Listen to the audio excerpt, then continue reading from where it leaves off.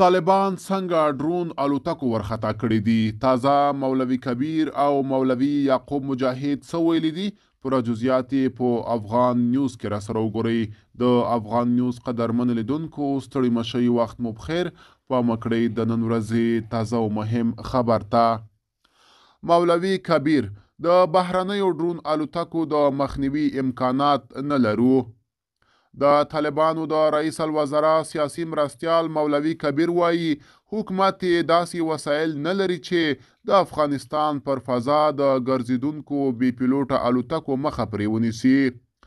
مولوي کبیر دا خبره پرون پنجشنبې په پنجشیر کې یوې غونډې ته په وینا کې وکړه.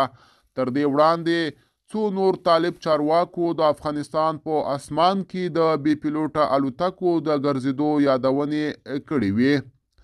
تیره میاشت په کندهار او نیمروز کې د بې پیلوټو الوتکو له لیدل کېدو وروسته د طالبانو ویاندوی ذبیح الله مجاهد ویل چې د افغانستان پر فضا د نورو هیوادونو د الوتکو ګرځېدا د افغانستان د فضایي حریم سرغړونه ده.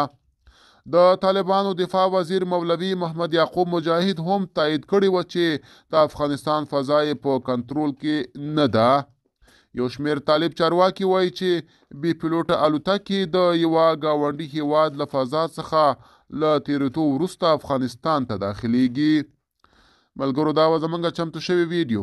تر بیا ښه وخت، ښې چارې.